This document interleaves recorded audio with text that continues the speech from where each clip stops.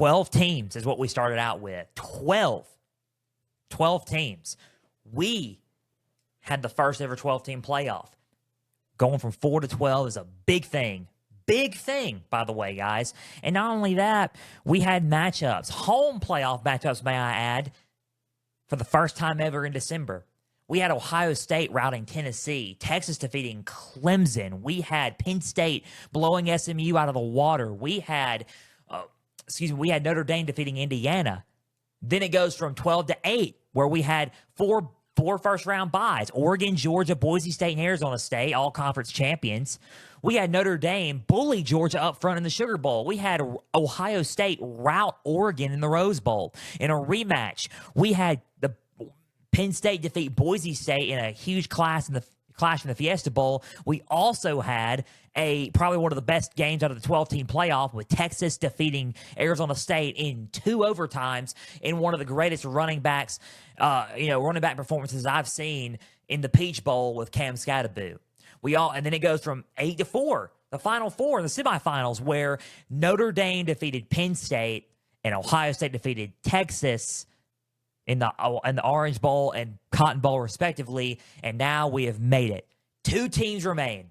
The national championship is upon us in Atlanta, Georgia, Mercedes-Benz Stadium, Ohio State, Notre Dame, Ryan Day, Marcus Freeman, Lou Holtz, all the marbles right now, and we are getting you ready for it on Pigskin Frenzy. Ladies and gentlemen, welcome to Pigskin Frenzy on this beautiful and chilly Tuesday afternoon. Thank you for joining us. I'm Joel Norris, and whether you're watching on YouTube, listening on Spotify, listening on Podbean, listening on Apple, a big thank you for taking some time out of your Tuesday to just sit back, watch, and listen to some college football coverage presented by me. Now, if you're watching on YouTube, subscribe to the channel, like each episode, leave comments down below. Spotify, Podbean, and Apple, all you got to do is just share around with others and follow on there as well. X and Instagram at Pigskin_Frenzy. Follow like the pages there. You're going to get highlights and thoughts of me on those platforms. You're going to get news highlights and coverage from college and NFL football. You're also going to get trivia questions on Instagram stories. Go and answer today's college football question, as well as all things up to date for Pigskin Frenzy. Guys, the website is www.pigskinfrenzy.weebly.com. There you'll find all things up to date for Pigskin Frenzy. You'll find a home and about me page. Learn more about me as your podcast host. We also have a contact info where you can type your name and email and question. I'll answer it on air or off air if need be. We're going to do a Q&A here in a couple of weeks on the postseason of the college football postseason for 2024. We have platforms page, affiliations page, and store coming soon. We also have the platforms page. I just mentioned all those platforms. You can go and click on which one's your favorite listening style of the show. Store and affiliations. Those will be announced coming soon. More on that as we continue to update the site regularly for Pigskin Frenzy. We are ready for this episode. I am so excited about the national championship this coming Monday. College football day today, national championship as we get ready to end the college football playoff and to end the college football 2024 season. I was listening to Simply Red the other day, holding back the years by Simply Red, and I was thinking to myself, the college football season's coming to an end. It's literally coming to an end. It's a chaotic season, by the way. Chaotic season. We're going to recap and conclude and wrap up the 2024 season in 2 weeks, we'll wrap it up with a Q&A as we move forward towards 2025, and we were going to wrap up and conclude and tie everything in together for next week's episode after we recap the national championship. We're going to preview and predict this national championship game. We're going to break it down for you guys on Pigskin Frenzy. We're also going to recap each team's season, Ohio State, Notre Dame, and how they got here. We're also going to recap the semifinal matchups here in a little bit. It's going to be a pretty electric Pigskin Frenzy right now, so keep on plugging into Pigskin Frenzy. Guys, thank you, by the way. Thank you. 4,400 and counting listeners on all platforms. Thank you for the 4,400 listening to this show and this podcast. It keeps on growing with the new equipment in right now, with a new camera, new stand, new everything, new feel to the show, new look. Thank you very much for tuning in and keep it on up and keep it on with Pigskin Frenzy. Let's get right to it and rock and roll with the recap of the College Football Playoff Semifinals, Orange Bowl and Cotton Bowl, starting with Thursday's game in the Orange, excuse me, in the Orange Bowl. Let's talk about it. I'm excited. Notre Dame, Penn State. This game was a battle. Huge battle, by the way. Very physical battle. I was wondering if the defenses were going to be, a factor. Is explosive plays going to be a factor where they're running backs? And is Tyler Warren going to be the difference maker? Tyler Warren was the difference maker. Warren was a difference maker. He's a solid and elite level tight end. He's the Mackey Award winner. Nobody does it better. I was wondering if those were going to be a factor. All were yes. Explosive plays were a factor. Defense was a factor late, but turnovers were also a factor late, and I left that out last week's episode. I picked Penn State to win this ball game. I thought that Penn State had a little bit more of explosion, even though Notre Dame was very physical and their defense was very physical, and I got it wrong.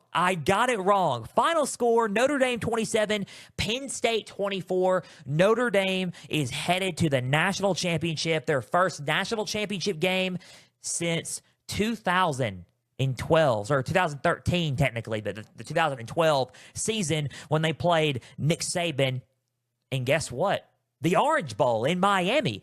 They redeemed themselves. They won the Orange Bowl, and they're going to the national championship and clinched a spot in the national championship by winning in the same place they lost their last national championship game at, and that was in Miami. So kind of fitting, kind of ironic, but hey, it's how you get there, right? Doesn't really matter. Notre Dame's in Atlanta. This Notre Dame team is insane. If you would have told me week 2 after that NIU game, and you would have thought, this team was going to be in the national championship after losing to Northern Illinois, you would think, dude, you're crazy for what you just said. But they went on a run. They got motivated. They kept going. And guess what? This is a dangerous team. I remember a few weeks back when they played Army. I believe it was Army. It was in November when they played Army. A couple of months ago on Pigskin Frenzy, I said that this team, and I believe that it was either them or when I was talking about Indiana being in, that this team is playing consistent, playing hard, and this team, if they keep playing the way they're playing, could wind up winning it all. Or not only really winning it all, but going all the way and getting there. Now, did I think that they were? I honestly did not think so. I thought that Georgia was going to win. I thought Georgia was going to beat them. I thought Georgia was honestly going to beat them in the Sugar Bowl, and the matchup was going to be Georgia and Penn State in the Orange Bowl. That's what I thought. Guess what? Joel is wrong, and the thing is, I will totally eat my crow. Notre Dame is a solid and physical football team. Riley Leonard did some incredible things in this ball game. 223 yards, a touchdown, 15 for 23. Did he have 2 interceptions? Yes. He played decent. He didn't play phenomenal, but he did some incredible things to where it put him in a position to win. How about Steve Angeli? Steve Angeli, backup quarterback for Riley Leonard and for Notre Dame, came in when needed, had 6 for 7 completions and attempts, and had 44 passing yards. He put him in some big-time positions and drove him down the field so they could score right away in the first half, right? Or score, put him in position in the second half so they can win the game, right? Jeremiah Love, a touchdown, 4.1 yards per rush, 45 yards, 11 carries. Riley Leonard had 35 yards, a touchdown, and 18 carries. Thomas had an 18-yard rushing.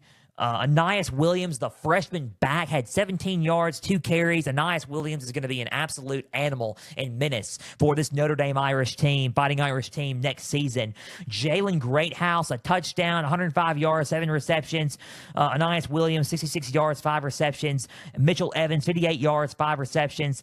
Fashion had 25 yards, 2 receptions. And Mitchell had a 7-yard reception. This defense is an absolute amazing. Xavier Watts, 8 total tackles. Jack Kaiser had 10 total tackles. Bowen had 8 total tackles. Osbury had 3. And you got some sacks in there. Hurd, the second, had 3 total tackles and a sack. And the game-clinching interception by Christian Gray with 2 tackles, 1 interception. This defense is physical. They are elite. And they have been playing like it this whole college football playoff. I'm not going to sit there and say this offense is fantastic, but they are good enough to make explosive plays when needed And this defense, they could rely and lean on this physical defense. They are very, very, very tough to play against, and they have been ever since probably mid-season. But this Notre Dame team in the playoffs has taken it up a notch when it comes to physicality, right? And tackling and just playing hard on the line of scrimmage.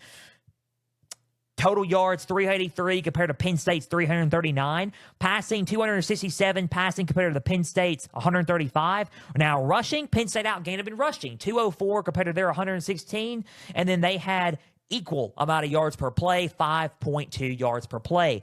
11 for 17 on third down. They had only 4 penalties with 30 yards. They got to clean that up for the national championship, and they had 2 blemishes with 2 interceptions. So some positive circle moments for Notre Dame. Toughness on defense and physicality on the line of scrimmage. Those are some big circle moments and positive circle moments for this team in this ball game. I think that Riley Leonard was a positive circle moment when it comes to heart and grit and determination in this game. I think the heart of this team and the coaching in this game was a very big, huge positive circle moment. Round of applause for Marcus Freeman. If you want to look at some of the negatives, I would say the penalties and 2 blemishes on interceptions. I think interceptions were key. I do not think you can do this in Atlanta because the team you're playing in Atlanta will feed off that and you will lose. Hands down, you're going to lose if you do that. So I'm not saying Notre Dame will lose. I'm saying that right now, if they do this and they tack on some more penalties and they turn the ball over a lot, they're not going to win. So that's just, point blank, right? So that's all I'm saying. Those are some of the negative circle moments that they got to get past. This team has had a remarkable season and a remarkable journey to the playoffs, and it's had a remarkable playoff run. This team is physical, they're tough, they're gritty, they're ready, they're stingy, their defense is reliable, and they have heart. You want to know a definition of a Rocky story, of like Rocky Balboa, like a Rocky Balboa type football type story? This is it right here. No one really thought that they were going to be in the national championship in all aspects. In the national championship betting odds, they're underdogs. 10 points to 3 points to 15 points. They are underdogs. And a lot of the matchups they were in projected to be, they were all the projected odds for the national championship when they were in it, they're projected to lose all of it. I've seen the odds, okay? I've seen it. They were projected to lose all of it. They are 10-point underdogs going into Monday's national championship game. 10-point underdogs. A lot of people don't believe. The media doesn't believe. We're going to get into that here in a little bit as we talk about the national championship game. But, man, this Notre Dame team and Marcus Freeman, the way Marcus Freeman's coaching, makes you want to run through a brick wall for him. And this team does not need to be denied. I've denied them twice. I picked Georgia to win. I picked Penn State to win. And I've had to eat my crow twice. And I'm eating my crow now. This Notre Dame team's dangerous. So you better watch out for them Monday in the national championship. They're probably playing more physical ball than I've seen in a long time, and out of any Notre Dame team I've seen in a long time. And Marcus Freeman's finally got some answers and finally going on a huge run and making Notre Dame proud and making Notre Dame more likable in the eyes of football spectators in general. So final score of this game was 27-24. Notre Dame defeats Penn State in the Orange Bowl. Let's talk about Penn State really quick before we move on to the Cotton Bowl and before we move on to talk about their season recaps in the national championship game. Let's talk about Penn State really quick. Good old Penn State. They came out in the first half electric. They were beating Notre Dame in the first half. They ran the ball well. They had a lot of good explosive plays. Tyler Warren could not be stopped because he was bulldozing through a lot of people. This team was on a roll. Defensively looked good as well. Had 2 picks against. They picked off Riley Leonard twice. Abdul Carter played well. He's headed to the NFL draft. Penn State looked good in the first half. Now, in the second half, Notre Dame showed some more fight and showed some more heart. I think Penn State had some heart and fight, but not quite like Notre Dame. And I think that's where the game kind of slipped away. They kind of let the heart of Notre Dame take over. It was a good game until the end. It really was a solid football game until the end. But when you look at everything, and you look at how good everything was and how close the game was, if you look at everything there, right, and look at it in that aspect of everything, this team's phenomenal. Don't get me wrong, but if you look at everything, you would have thought, okay, they didn't, they were going to win. They were going to beat Notre Dame. But, man, the heart of Notre Dame just took over. One casual mistake. One mistake, because it was 24-24. One mistake. Penn State, the way they played, Notre Dame tied it up. Penn State, all they had to do was drain the clock out. And one mistake changed the whole aspect of the game. One interception. Late, blind throw over the middle by Drew Allard changed the whole game. The whole game. Because it set Notre Dame up for good field position. Mitch Jeter ended up kicking the game-winning field goal. Notre Dame wins 27-24. One turnover changed the whole aspect. And Penn State is not going to forget about that. I tweeted out yesterday because they announced that Drew Allard, Nick Singleton, and Katron Allen are all three coming back for 2025. All highly touted NFL prospects and will be very highly touted NFL prospects coming up in the 2025 season and going into the 2026 NFL draft are coming back for this coming up season. Penn State should be top 5 in August, by the way. I tweeted out that they should be top 5 in August. They're all coming back. They're on a mission. Tyler Warren and Abdul Carter, all of them are going to go to the draft this year. But in 2026, or the 2025 season heading into 2026, those three the three-headed dragon is back for their offense in 2025. Penn State should be back in the playoff hunt next year and should be in contention to go to the Big Ten championship again next season. Penn State's not going anywhere, and I expect that those three will be running roughshod in the Big Ten. Don't get me wrong. I think that it's going to be tough, but at the same time, I think that they are going to be running roughshod again in the Big Ten. One mistake in this ball game made sure that those three are coming back next season, and the whole dynamic of everything changed after that one interception. Drew Allard in this game, as I get my notes, Drew Allard in this ball game ended up having 135 yards, an interception. He was 12 for 23. Nick Singleton had three, not one, not two, but 3 rushing touchdowns in this ball game. He played lights out. 84 yards, 15 carries, 3 touchdowns. Katron Allen had 19 carries and 82 yards in this game. Warren ran 21 yards, 2 carries. 75 yards, 6 receptions for Warren. 33 yards, 2 receptions for Singleton. Dinkins, tight end, Khalil Dinkins, their tight end. He had 21 yards, 2 receptions. Reynolds, their other tight end, 7 yards, 1 reception. Allen had 6 yards reception. There was by the way, and this is a big red flag. You know what? I'll save it. I'll save it for the negative circle moment because this is going to tie into 2025. Wheatley was a madman, by the way. Dennis Sutton was also a madman. Wheatley had, Zakee Wheatley had, literally, guys, he had 16 total tackles. 16 total tackles, a sack, and an interception. Unbelievable. 16 total tackles, an interception, and a sack. Dennis Sutton had 6 total tackles, 2 sacks, and an interception. King had 9 total tackles. Abdul Carter had a sack and 5 total tackles. Izzard had a sack and 6 total tackles. They had 5 sacks on Riley Leonard in this ball game. They sacked Riley Leonard 5 times. This defense was physical, tough, and they matched the physicality with Notre Dame. It was a back-and-forth game until the end. Very close. It's what the College Football Playoff was all about, and this is what the games that we have been wanting to see. The only 2 solid, good football games that we've seen in the 12-team playoff so far. Hopefully, we can add 3 to that list with the national championship coming up.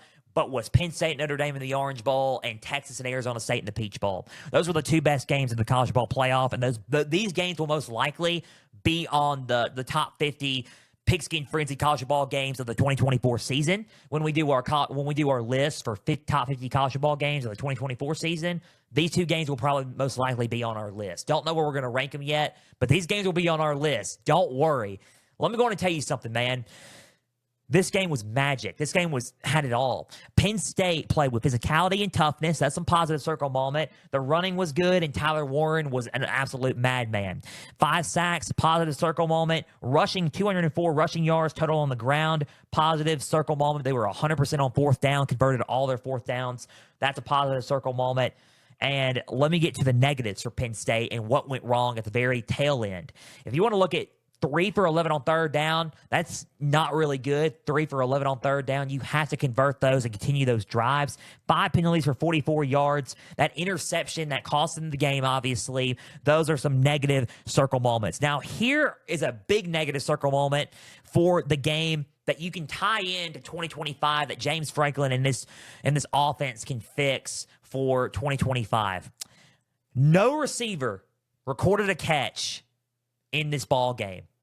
Tyler Warren recorded a catch. He's a tight end. Singleton recorded a catch. He's a running back. Reynolds recorded a catch. He's a tight end. Katron Allen recorded a 6-yard reception. He's a running back. No receptions. Herbert Smith, Julian Fleming, no receiver recorded a reception. That's a problem. That's a problem. And I know that's how your offense runs. You work by physicality, set up the run first. You throw slip passes to Tyler Warren, and then and those are guys who are your playmakers, and then those make the plays for you on offense, and that's how you get drives going and get first downs, and that's how you score points, because those are your playmakers, and you utilize your playmakers, and you bully your way to the end zone to get some points. And that's that's your offense. That's how you operate it.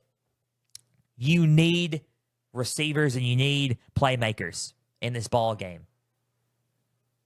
Point blank, you need that. As I drop my pen again. You need playmakers.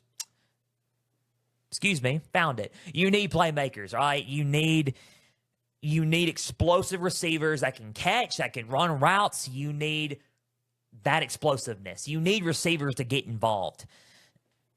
One, because it creates diversion and it creates more opportunity and adds more to your repertoire, right? Because if you only have a few playmakers on your team, like just a tight end, a couple of running backs, it's not going to work out very well in the long run.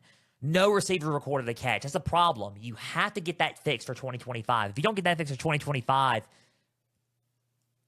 who knows? You know, you can still make it because y'all made it this far. Y'all made it to the semifinals, so y'all could probably still make it to the national championship next year. The way y'all been playing, I wouldn't be surprised if Penn State could be back in this position next year. You're returning your three-headed dragon in Aller, Singleton, and Allen.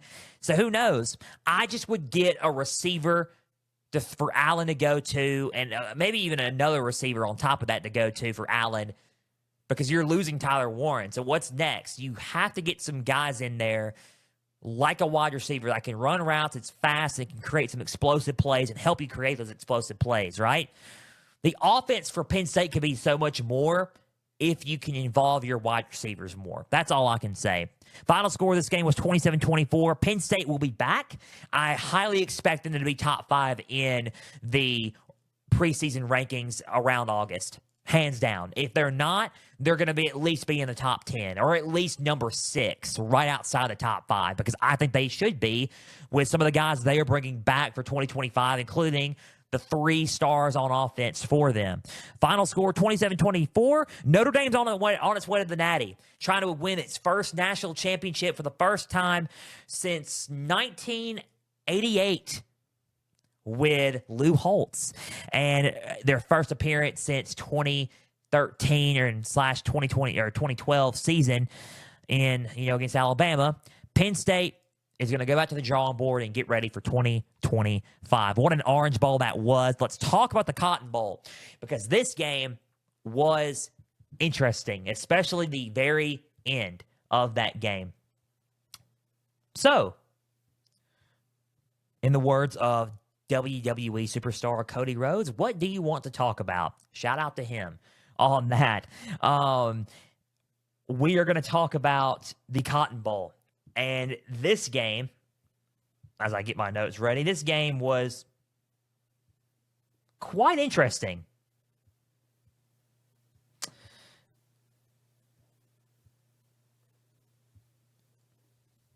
Sorry for the long pause. Here we go. I said Ohio State was going to win this ball game. I said Ohio State was going to play it close, however, because I think Texas was going to be a better, more appropriate threat to them than Tennessee and Oregon was. I thought this game was going to be determined in the line of scrimmage. I thought it was going to be Ohio State had to out-physical them. I thought Ohio State honestly had to, if you wanted to be real, start off fast to win the game, and if they did, Texas was done. I said that last week. Guess what happened? They didn't start off fast. They scored early, yes, don't get me wrong, but they didn't get their average of 17 points in the first quarter. Texas played them close.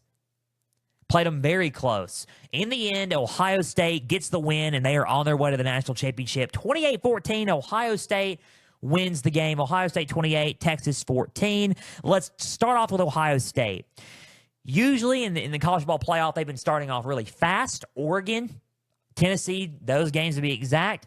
Texas was a little different. They scored on their first drive, 7-0.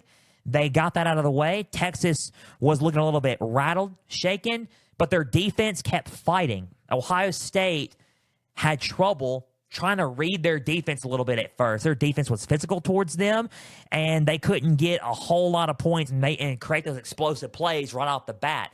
Jeremiah Smith was a non-factor in this game. You're going to sit there and think, are you serious? Really? Jeremiah Smith, one of the best receivers in college football going into next season as well? Yeah, that Jeremiah Smith. He wasn't a factor at all. Smith had one catch for 3 yards. One catch for 3 yards. Texas completely shut him down. Barron did a good job guarding him. The safeties and the secondary for Texas did a good job guarding him. Carnell Tate was their leading receiver. Trevion Henderson had a 75-yard touchdown screen right out of that first, right before they ended the first half. It was incredible. It was a back-and-forth, low-scoring defensive affair on both parts. Let's go with the stats. Will Howard, 289 yards, a touchdown, interception, 24 for 33. Henderson had 42 yards, 6 carries. Judkins had 36 yards, 2 touchdowns, and 9 carries. Carnell Tate, 87 yards, 7 receptions. Trevion Henderson, a 75-yard touchdown reception. Emike Ibuka had 51 yards, 5 receptions. G. Scott Jr., 30 yards, 5 receptions. Judkins had 22 yards, 3 receptions.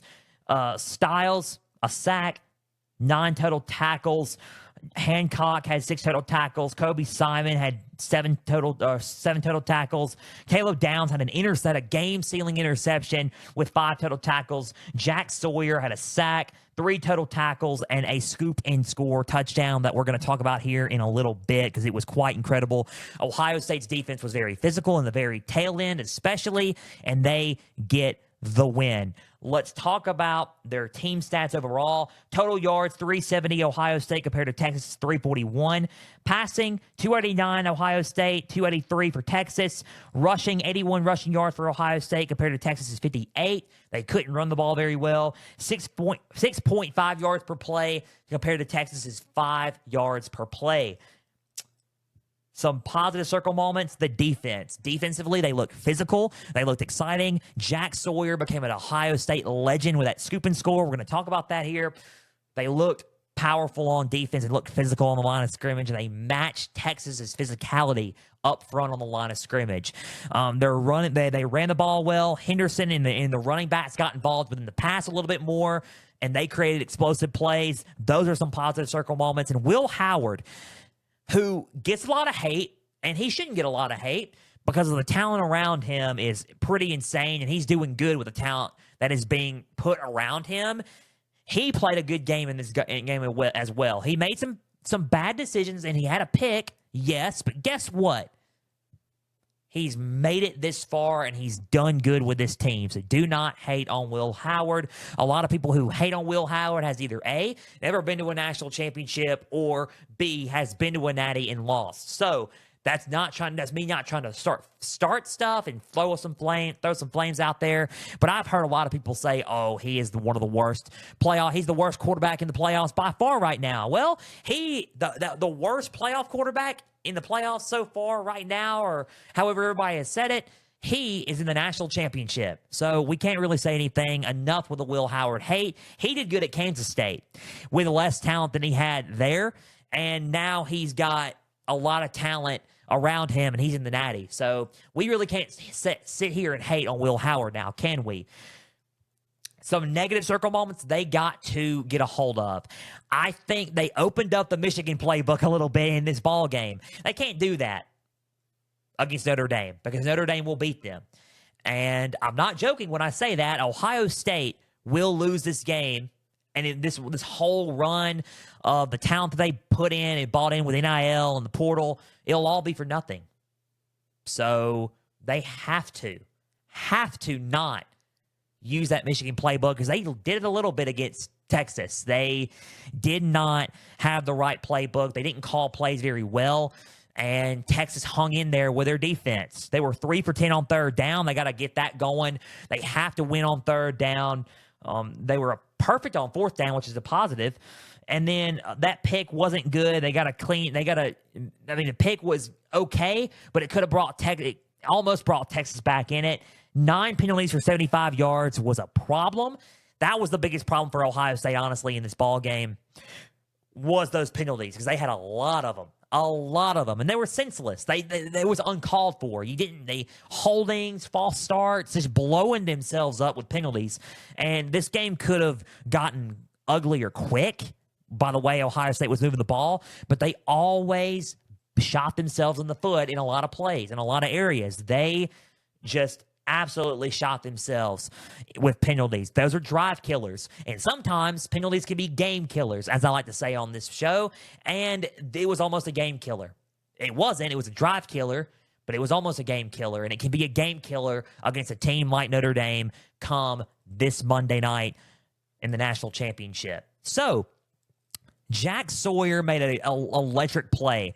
And he made an electric play with a scoop and score on his former roommate and old teammate, Quinn Ewers, and he ran all the way down and won him the game pretty much. Jack Sawyer is a menace.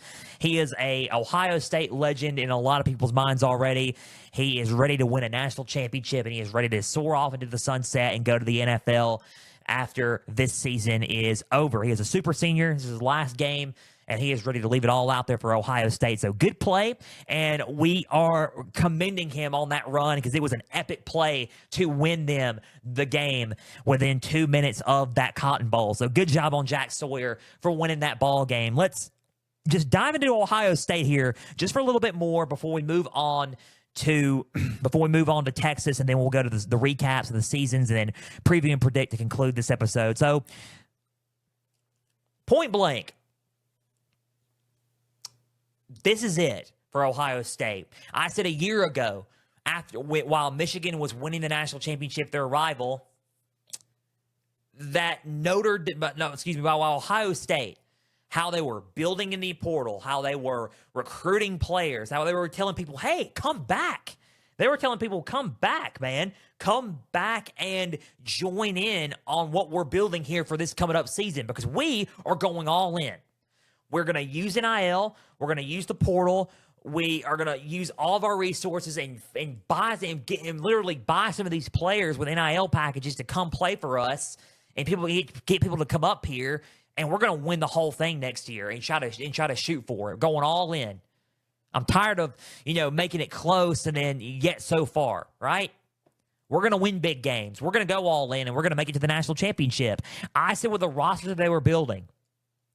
And I will say the same thing here in a little bit because they're doing the same thing right now in the portal. And I said this a year ago. If they do not win the national championship, or if they If with the way they're playing like they're the best team in college football. The way they play, the way they act, they're playing like they are going to win it all, okay? I'm not trying to do a spoiler alert pick. I'll tell you, I'm going to break the game down here in a little bit. I'm just telling you the way they're playing. Ohio State's playing like they're going to win it all. That's how they have been playing this whole playoff ever since they lost to Michigan. They've been playing like that the whole time in the playoffs. If they lose this game, it's all for nothing. That's how important this game is. If they lose this game, it's all for nothing, I think. Now you're going to sit there and think, dude, are you don't be like that. We made it. Yeah, you made it to the national championship, but the last time y'all made it to the national championship was with Justin Fields in 2020 and you got blown out. You have made it, but this team, with the talent on this team, with a lot of the money and NIL value that has been spent on this team, should win the national championship. With the amount of talent that this team has, they're the most talented team in college football and should win the national championship and hoist up that bronze college football playoff trophy. They should. They should. They should hoist up the trophy Monday night by the way they had, by the talent that they got. It is national championship or bust. I said that a year ago, and now they're in it. I said there is something wrong if they do not make it to the national championship in 2025, January 20th, year of our Lord 2025, and they did. In Atlanta, they are in it. Now, winning it, I said that during the offseason. I said they should win this.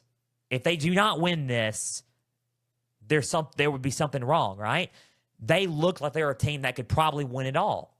I said that during the Big Ten media days, and by the talent that they got, they're now in it. They may be proving me right. Were they my national championship pick? They were my second national championship pick. My first one got beat by Notre Dame in the Sugar Bowl. It was Georgia. This is my second pick. So I'm not trying to play spoiler on this show, but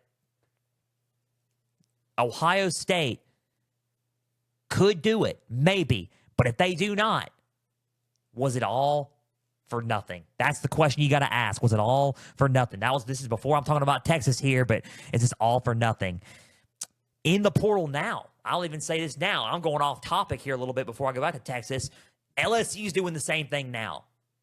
LSU's doing the exact same thing now in the portal that Ohio State's did last season, or to combat for this season. LSU's doing the same thing. They have the number one transfer portal class.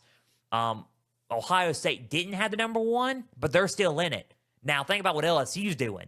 They have the number one class. They're building up. They're recruiting at a high level to gear up and spending a lot of NIL, a buttload of NIL money and money in general on this transfer portal class and on this recruiting class to gear up for a all-in 2025 season. Marcus Freeman's accomplishing a lot what Brian Kelly has not accomplished yet. At Notre Dame. This is all in for Brian Kelly and LSU. That's a whole nother topic, but I'm just leaving that precursor out. If you want to bookmark this podcast episode, if you want to save this podcast episode 189 is the episode. LSU is gearing up for an all-in 2025 year. The way they are building. I'm just saying, they're pulling an Ohio State by the way they're spending their money. So, with that being said, the final score of this game was 28-14. Ohio State defeats Texas. They're on their way to the national championship. Texas is finishing their season at 13-3. Let's quickly talk about Texas before we recap these seasons and preview and predict the national championship game, because this is going to be an epic contest Monday night. Texas, in my opinion, and Joel Klatt said it's best, credit all goes to him, have trouble running the ball and being physical against teams that are on equal level playing field or teams that are a little bit more physical than them, i.e. Georgia. Ohio State was very physical in this game Friday night, and Texas kind of got, in a way, dealt with on that, right? They kind of had that... They kind of had a eye-opening moment in this game of, we're we're in the trenches now. We are gearing up for a huge battle for the next 60 minutes, right? By the way, they saw, them on the line of scrimmage. Texas did good. They had a lot of explosive plays late in the first half, early in the third, and some in the fourth, but Ohio State just outmatched them in a lot of plays. I think if it wasn't for Ohio State's penalties, and I'm not going to lie on this, if it wasn't for Ohio State's penalties, I think that this game probably could have been a lot less close than it was, score-wise and play-wise. I think Texas played the best as they can. I think play calling was really what killed them, and I felt like offensively they couldn't get anything going. Defensively, they tried their best. They worked hard, and Sark did not call a good game on offense. Hands down, did not call a good game on offense. Let's talk about the stats in this game. Quinn Ewers, 2 touchdowns, 1 interception, 283 yards, 23 for 39. Those 2 touchdowns were to Jalen Blue, 59 yards, 59 yards, 5 receptions, and 2 touchdowns. He also had 16 yards, 4 carries. Wisner had 46 yards, 17 carries. Arch Manning had an 8-yard run. And we're going to get into Arch Manning here in a little bit. Matthew Golden, 51 yards, 2 receptions. Wisner had 42 yards, 6 receptions. Gunnar Helm, 42 yards, 2 receptions. Moore had 31 yards, 4 receptions. And Silas Bolden had 24 yards, 1 reception. They had a pick. They sacked Quinn Ewers. They sacked Will Howard a lot. They got to Will Howard. They really did. They beat Ohio State's offensive line on a lot of plays because of how physical and beefed up that D-line is.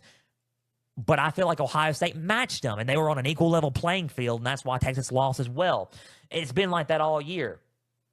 If you want to look at their team stats, those are some positive circle moments. 5 for 15, third downs. They converted a lot on third down. Matthew Golden was a good option for them. Gunnar Hill was a good option for them. They created Jalen Blue, some explosive plays later in the game to try to keep them in it on offense. But I think those are some positive circle moments. I think the physicality on defense is a positive circle moment. 5 for 15 is positive. I think that other than really those few things and a little bit on the line of scrimmage, those are some of the positive circle moments. I think the negatives are two turnovers, a fumble and an interception, 5 penalties for 54 yards. Not really all that good. Quinn Ewers did not look as confident in this game. The strip and sack and the play calling. For example, and prime example on this, Ohio State's red zone defense is absolutely insane. They are really, really good in the red zone, especially when teams are trying to run the ball in the red zone to score a touchdown on them.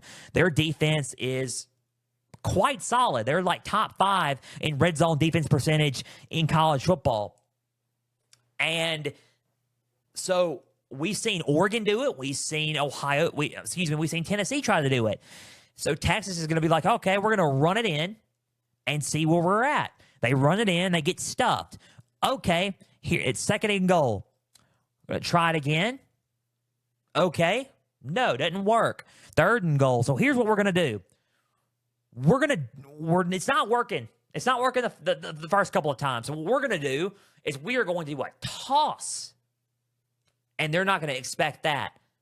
So Caleb Downs, safety for Ohio State, Alabama transfer, read that from a mile away. He saw the toss. He came out, boom, like a jet, just fast. And he ended up tackling him for a loss. It's 4th and goal. The play calling was rough. And then boom, Quinn Ewers, scoop and score, strip sack, fumble. And then Quinn Ewers at the very end, interception to Caleb Downs. And Caleb Downs got the game-winning and sealed the game-winning interceptions. And thank the Lord of the process. Amen to that. Shout out to you, Caleb Downs, for praising Jesus on that play. We all praise Jesus for anything, because without Jesus, we would not be here doing Pigskin Frenzy and talking about college football on this beautiful and chilly Tuesday afternoon. So praise Jesus on that, and thank you, Caleb Williams, for doing that, and for everybody expressing their faith in the Lord throughout this season. So Caleb Downs, one of the best safeties in college football, ends up coming up with that big play. He most likely will return to Ohio State next season as well. So Caleb Downs is going to be back for the 2025 season, I assume, because he's a sophomore. So he'll be back for this Buckeye team. He played really, really good in this game, made that game interception, and that was in game-stealing interception, and that was it. But Quinn Ewers did not look confident, and he hasn't looked confident in quite some time in that Texas uniform. And this was the culmination of it all. So Texas fans are like, oh, Quinn Ewers is this and that. Quinn Ewers brought this team to the playoff twice. So I can't really hate and fault Quinn Ewers for that. Did I think that Quinn Ewers looked less and less confident as the season went on? I do. I think after that Georgia game on October 19th, his confidence kind of just went down a lot in that Texas uniform, and he has heard a lot of the rumblings of when is Arch Manning going to play? Well, Texas fans, you won't have to wait very long. Well, at least 7.5 months. But in August, the Arch Manning era is upon us. He most likely will be the starting quarterback for this team. He is taking over. And with Arch there, with a group of receivers that are coming in, they have the #1 recruiting class in the class of 2025 that will wrap up next month and in the next few weeks here in February. The class will wrap up, and we will see if they finish next month or next, in a few weeks with the #1 recruiting class. I don't know, but it's looking like they could. This team with the recruiting class and the talent that's coming in and Arch Manning at quarterback, this team looks like they will most likely, and this is what I've been hearing from a lot of projections, will be the #1 ranked team heading into the preseason poll in August. Will be #1 heading in to that Ohio State rematch season opener in Columbus on August 30th. So let that sink in. If you're a Texas fan, you're thinking, thank goodness, right? But in this game, Quinn Ewers was trying to give it his all. He did not look comfortable. He did not look confident. A lot of people were thinking, is he going to transfer? I don't know, but we'll see. But Quinn Ewers, we don't fault him a whole lot, even though there was a lot of games that were on him. This game was sort of one of them, but not really. He did make the most of this game and tried his best out there, so we can't fault him for that. As for play calling, this is what I blame. I blame play calling in the situation that they were in. Play calling was horrendous, and I think they could have had a better chance if the play calling was a lot better. So let's see what happens in August. Is it going to be Texas's time? Who knows? We'll see in the 2025 season what it holds, but Texas will be back. They're not going anywhere. Talent that they've got, the coaching is good. We will see. Coaching's got to get better in big-time games like this, but we will see, right? Final score, 28-14. Ohio State defeats Texas in the Cotton Bowl, and this sets up the national championship for Monday night. Ohio State, Notre Dame in the national championship in Atlanta, my second national championship game that I've covered. We covered the 2023 season national championship. Now we're covering the 2024 season national championship, and here we go. That was my semifinal recap. Let's talk about these two team seasons briefly, and then we will preview and predict the College Football Playoff National Championship for Monday night. Starting off with Ohio State, and let's kick it off with our season recap of them. They started their season off against Akron. They blew them out, right? With the talent that they were building, because at this time, before the season really, if you wind the clock back a year, I've already mentioned that I said the way they were building, this team should be in it, and it should be in the national title game. Well, they are, but as time went on, the three straight losses to Michigan were like, okay, this is stinging. We got to get better than they are, beat them, and go on to win the Natty. So they've accomplished one of those, right? Or could accomplish one of those Monday. Now, as they were building, and as they were watching Michigan win it, they were thinking, we got to get set. We got to go all in. So they bring in guys like Caleb Downs. They bring in guys like Seth McLaughlin, Quinshon Judkins, Will Howard at quarterback. They bring back Travion Henderson. They bring back JT. They bring back Jack Sawyer. They bring back a lot of guys on defense. They asked Kobe Simon. They recruit the #1 receiver in the class of 2024 and Jeremiah Smith. They have a lot of guys on this team. Carnell Tate, a lot of players on this team. a lot of solid playmakers and a lot of weapons on this offense and on defense. And they brought in a lot of guys through NIL, the number one composite team talent-wise in college football. And they run roughshod. Beat Akron. Everyone was like, okay, you're the number one team, beating all these guys, but you're also sitting there, playing, teams that aren't below or way below your level. Play somebody. And they go in, they dominate the first half of the season. They play their first Big Ten game against Michigan State, beat Michigan State. They're like, okay, just wait until you play Oregon mid-season. October 12th was the date. Just wait until you play Oregon, and let's see what happens then. I covered that game. I picked Ohio State to win, and I said whoever was going to win that game was going to go on to win the Big Ten championship. And Oregon in Autzen beats Ohio State with a Will Howard making that pretty much boneheaded decision on running the ball and then running the clock out and not paying attention to the clock. And then Oregon wins 32-31 in Autzen, and Oregon goes on to win the Big Ten championship. I got that prediction right. I said Oregon, number one, ended up becoming the number one team in the country, the number one seed in the playoffs, and they win the Big Ten championship. I said that this team could do it. This team was going to do it. Whoever wins that game will win the Big Ten title game. Ohio State lost, then Oregon went on to win the Big Ten championship. Got that right. And then I said Ohio State was going to win out the rest of their games. They were going to be a one-loss team. I got that wrong. They ended up beating Penn State. They ended up getting wins against Indiana. They ended up winning out, and a lot of people were saying, okay, yeah, we expect you to beat Penn State. You beat Penn State all the time. Yeah, you're going to beat Indiana. Indiana is not really, a true contender, even though they made the playoff. And then the Michigan game rolled around, and it was like, okay, they're going to dominate Michigan. And I said that. I didn't even cover the game because I thought they were going to dominate Michigan.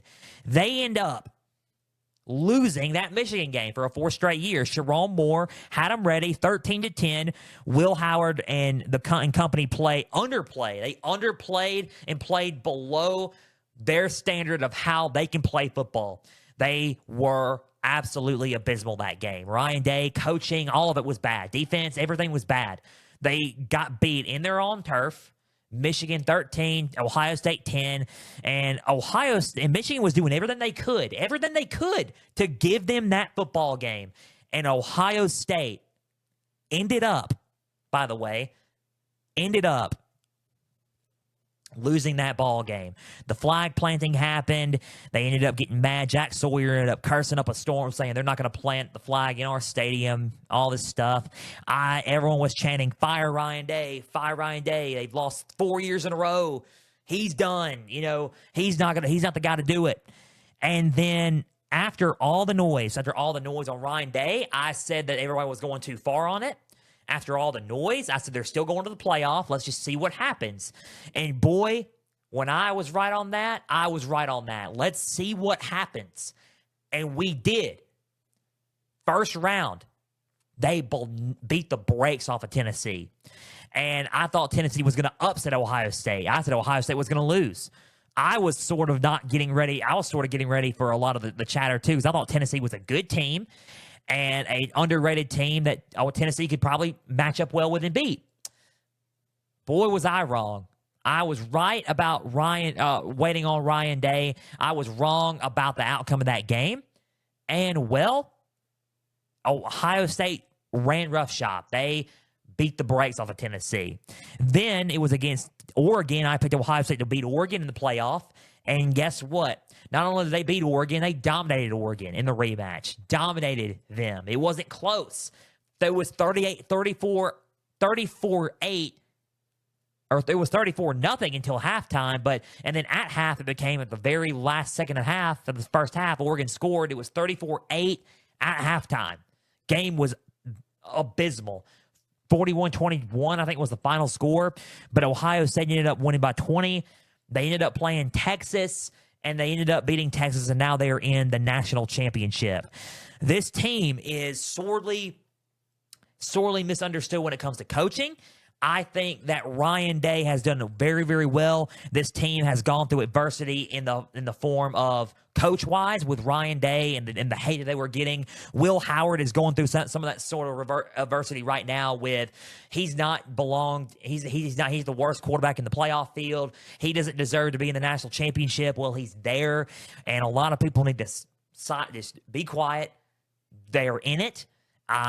With the talent that they got on both sides of the football and on special teams, coaching-wise, everything, this team is ready. They're well-equipped, and they're looking like they're going to silence all the naysayers and win the national championship. Maybe win the national championship. That was Ohio State's season recap, and that is how they got there. My honest thoughts is that I expected Ohio State to be there. I expected that they were going to be one of the two teams in by the way talent-wise they were built. That was their recap. Now let's talk about this season recap, and it was Notre Dame, the team that I did not expect to be in. And I didn't expect them to be in because of week 2, and we're going to get into that right now. Excuse me. College Station week 1, August 31st. They play Texas A&M. And it's a raucous crowd. It's back and forth. It's low scoring, all defense, all grit, all heart. And then Notre Dame comes away with a turnover by Connor Wingman. Late, Notre Dame gets the ball, capitalized. Finally, Jeremiah Love capitalizes with a score. They win the ball game. Notre Dame goes into College Station and beats them in their own turf to make themselves 1-0. A&M falls to Notre Dame at home. And then they are racked up in that College Station Texas A&M win. They're not focused on Thomas Hammock in Northern Illinois. They are playing them close. It's like 14-13. Offensively, Riley Leonard is struggling. They're struggling to move the ball well.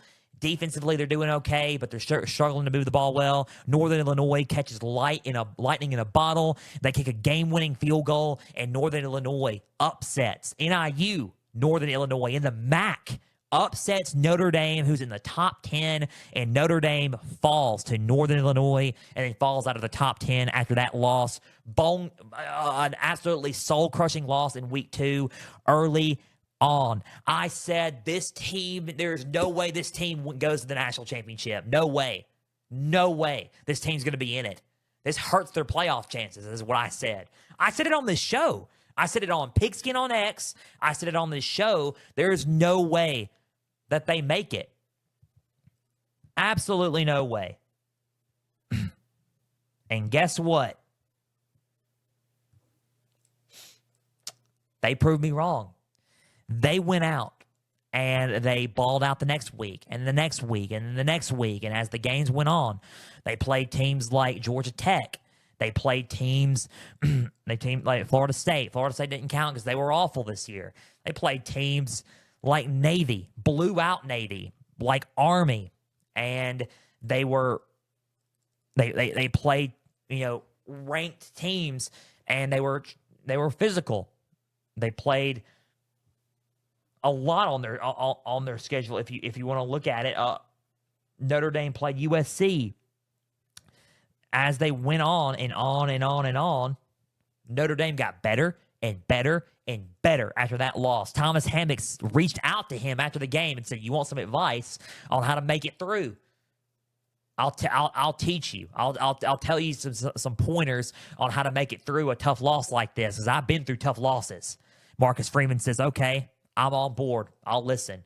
Marcus Freeman is now crediting, and I credit Thomas Hammock, head coach of Northern Illinois, for Notre Dame getting it that far, because Marcus Freeman listened. He took the time to listen in his 3rd year, and now he's doing things that Brian Kelly has not done, and that's one playoff game. He's 3-0 in the playoffs, and he has not done it at Notre Dame. He's recruiting a lot better. He has solid recruiting classes, solid transfer classes. He is winning, and he is undefeated in the College Football Playoff. He's won playoff games and won 2 New Year's Six Bowls. Notre Dame beat Texas A&M when they were ranked, beat Louisville when they were ranked, beat Navy, beat Army, and then so forth in the playoff. They made it. They play consistent. And I said after the Army game, if we can recall this, that this team, the way they're playing, they look totally different than they played in week 2. This team looks like they can literally, if they play consistent enough, go all the way if they play like this against the bigger teams. But they got to play more big teams. So they put them in the playoff.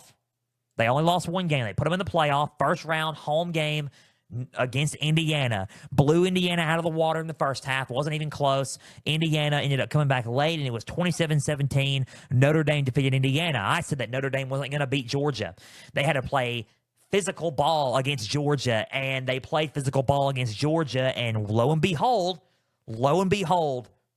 they played physical ball against Georgia and out-physicaled Georgia, created explosive run plays against Georgia, and they beat Georgia, a team that's won back-to-back national titles in 2021 and 2022, beat Georgia and bullied them in New Orleans, and they look legit. I was like, okay, this team looks legit. I don't know if they're going to beat Penn State, though. And they go out and prove me wrong again and beat Penn State, a talented Penn State team, may I add, a Big Ten champion runner-up in Penn State. Talented football team that Penn State could probably beat a lot of teams in that field, maybe. 27-24 and beat them with heart, physicality, grit, determination, and creating some explosive plays on the ground and maybe through the air with Riley Leonard and Jalen Greathouse. So they created a lot of that in that game, and they won, and now they're in the national championship. Did not expect them to be there. Play somebody is what I said. Play somebody, and they did, and they have overcome every doubt that I've had about them, that media has had about them, and they have overcome everything to get to the national championship game. They're here. They're in it. And Marcus Freeman has turned into an elite head coach in the process while doing all this, to the point where NFL teams are asking to interview him, to the point where they're looking at him and thinking he is going to do what Brian Kelly had not done since being at Notre Dame, and that's winning a national title.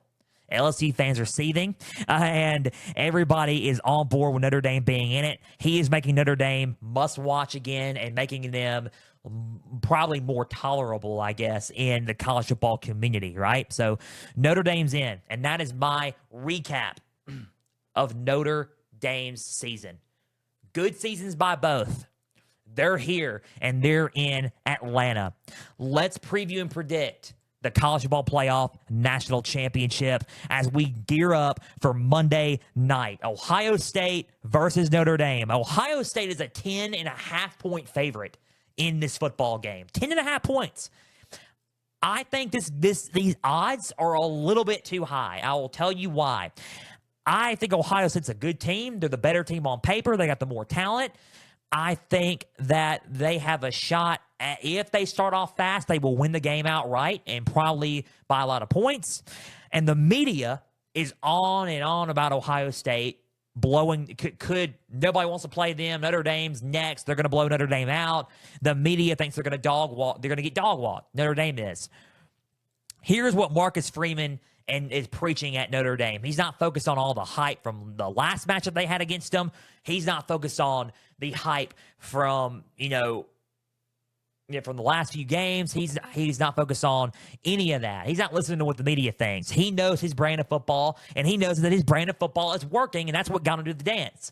Heart, determination, grit, physicality, and that defense is freaking good. It is pretty freaking good. And I think that is what he is building the brand on during this season. He is focused, he is locked in, and that whole Notre Dame team is locked in. So I would not count out Notre Dame in this football game, by all means. This game is not going to be a blowout. Notre Dame will come to play, and Ohio State better focus on that and respect the opponent that lies ahead of them and not, we got this. Because if they play with that attitude, all for nothing. The whole process they have worked toward, all for nothing. So they got to respect that. 10.5-point favorites is a little bit high for me.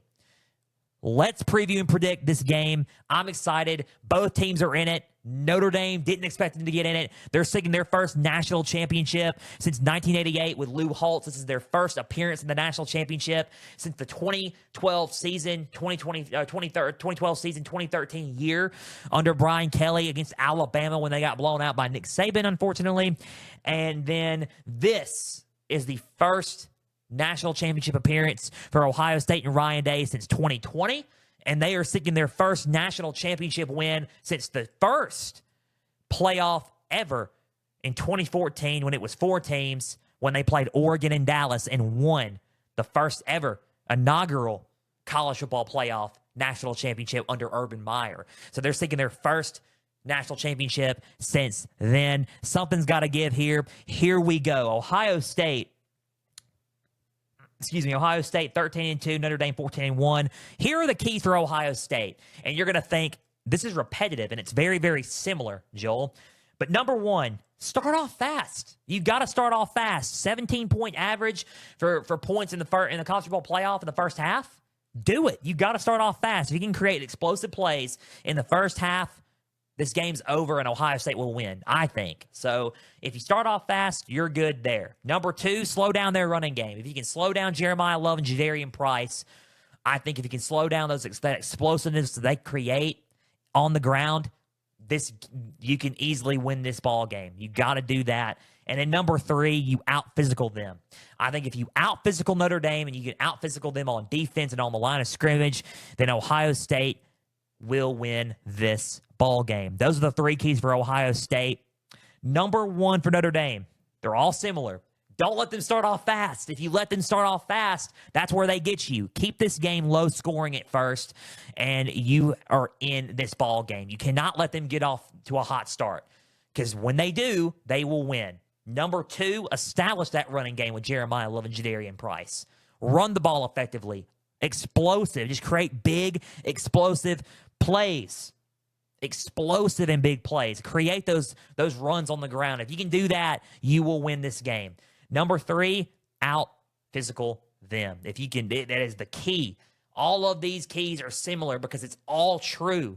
Out-physical Ohio State. If you can out-physical them and be the more physical team and play with that heart like you've been playing the past 3 games, you will win this ball game and you will win the national championship. I have not seen an independent team win a title and a Notre Dame team win it in my lifetime, so it'd be weird and interesting to see. Those are 3 keys for both teams. They're all similar because it's all true. Questions for both. Who is going to play better at quarterback between Riley Leonard and Will Howard? Who is going to be the most physical team in this ball game? Defensively, offensively, on the line of scrimmage, special teams. Who's going to be the most physical team? Another question for Notre Dame. Can they establish that run game? For Ohio State, can they slow down their run game? And can they start off fast? Can Notre Dame not let them start off fast? Those are the big questions in this ball game. Can Ohio State minimize those penalties? Because those were atrocious in the Cotton Bowl. In the Orange Bowl, can they keep pace? Can Notre Dame, can they keep pace with Ohio State like they did in the second half of that Orange Bowl game? Can they create turnovers? Can they get those turnovers? Can Notre Dame get the ball like they did with Drew Allard and capitalize on that? All these are the questions that I have for this ball game coming up Monday night, because it's going to play into effect in this game. It's for all the marbles. Monday night, 7:30 Eastern, 6:30 Central on ESPN in Atlanta, Georgia, Mercedes-Benz Stadium. Monday night, the national championship is on. Who do I have winning this ball game Monday night? The last game that I'm covering of the 2024 season. This game's going to be close.